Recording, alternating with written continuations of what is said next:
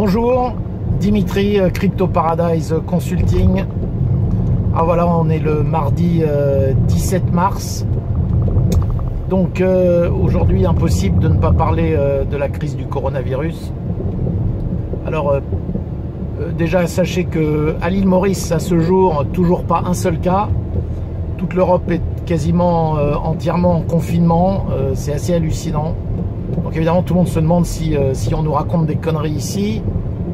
Mon opinion, c'est qu'on nous raconte pas de conneries, c'est tout simplement qu'ils le savent pas. Et effectivement, il ne doit pas y avoir beaucoup de cas s'il y en a. Depuis une semaine, il y a pas mal d'histoires de dingues. Donc il y a déjà 8 cas de dingues, donc ça se trouve, il y a un peu du corona là-dedans. Mais ça ne doit pas être très violent parce que sinon ça se saurait très vite. Hein. Sur une île comme ça, c'est impossible de cacher la vérité. Donc pas de théorie fumeuse là-dessus. Si ce n'est que peut-être ça va nous arriver un peu plus tard. Ou alors pas du tout, ce qui serait évidemment encore mieux. En tout cas, pour l'instant, la vie continue à Maurice de manière quasi normale. Voilà. Ce dont je voulais vous parler, évidemment, hier, il y a eu l'intervention d'Emmanuel Macron. Donc, on est en guerre. Il l'a répété 5 ou 6 fois. Bon, maintenant, ça y est, je crois que tout le monde est d'accord pour dire qu'il va y avoir un vrai... quand même quelque chose d'assez violent. Je l'avais écrit il y a une semaine parce que j'avais moi-même lu quand même des articles de scientifiques qui étaient déjà alarmistes il y a maintenant une semaine. Donc bon, il y avait moyen, je pense, de prendre des mesures probablement un peu plus tôt. Je pense que chaque jour perdu, c'est beaucoup de cas en plus. Mais bon, pour moi, il y a deux stratégies à adopter par rapport à ce qui se passe. C'est que, et finalement, j'étais assez admiratif de Boris Johnson qui donc avait décidé, en tout cas il y a quelques jours, il s'était rangé du côté de la stratégie qui consistait à laisser le virus agir pour que toute la population l'ait, puisque pour lui, de toute façon, tout le monde va l'avoir. Enfin, tout le monde, c'est-à-dire tous ceux qui sont susceptibles de l'avoir. Sachant qu'il y a peut-être des organismes ou certaines personnes qui sont immunisées. Bon. Mais tous ceux qui doivent l'avoir vont l'avoir. Et donc, il s'est dit, de toute façon, à quoi bon arrêter l'économie, autant que la vie continue normalement. Et puis, on va avoir une espèce d'immunisation petit à petit. Plus les gens vont l'avoir et plus ils vont être immunisés.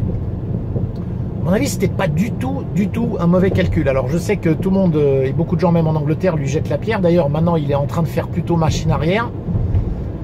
Et je me doute pourquoi. C'est parce qu'évidemment, quand vous êtes entouré de tout un tas de pays qui, eux, prennent des mesures de quarantaine, alors évidemment, déjà, l'économie s'arrête. Donc déjà, la petite Angleterre toute seule, même si lui, il dit on fait rien, de toute façon, ils vont souffrir, économiquement, j'entends. Et si en plus... vous avez d'ici quelques mois, il y a quand même le risque que dans les pays où ils ont fait du confinement, il y ait peut-être au final des pourcentages de morts un peu moindres que ce qu'il pourrait y avoir dans un pays comme l'Angleterre s'il laissait tout se propager à vitesse normale. Là, il est certain que Boris Johnson s'en serait pris plein la figure, avec même probablement des risques pour lui de poursuites pénales, allez savoir. Donc, je pense que Boris Johnson s'est dit, on va faire comme tout le monde.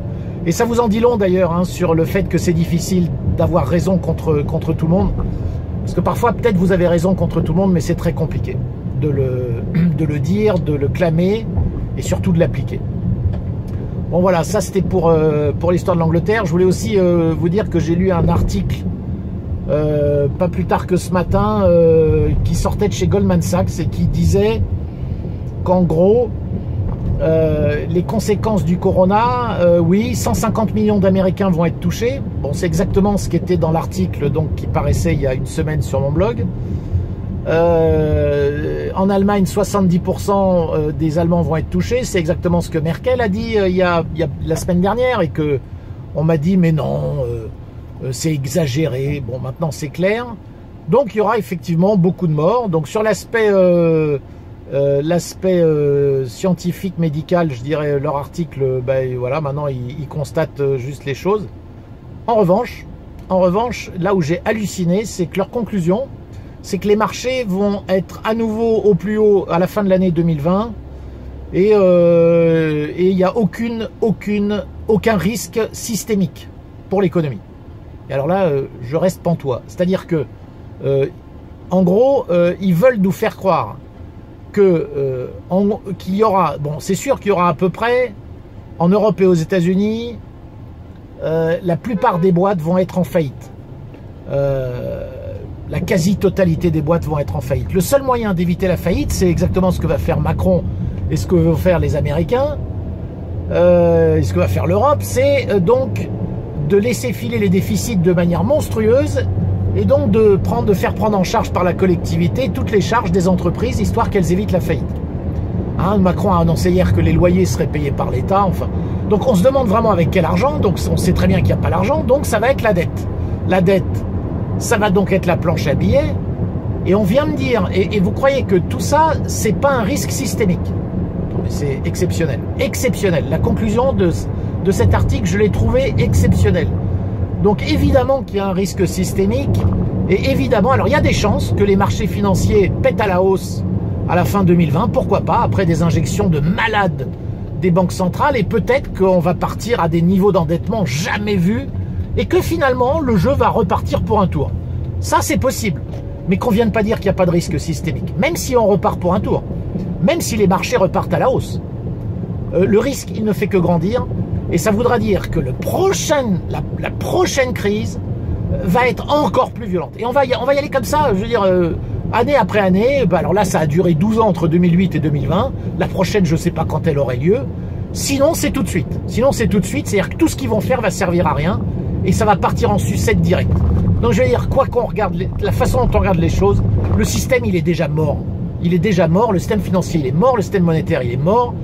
Et tout ce qu'ils font, c'est injecter du pognon tiré sur la planche à billets pour permettre aux États de maintenant prendre en charge la totalité de l'économie. C'est du délire total. Bon bref, je dis pas que j'ai des solutions, je dis juste que c'est du délire total. Allez, je vous souhaite une bonne journée. N'oubliez pas que vous pouvez liker, vous abonner directement sur le blog cryptoparadise.consulting.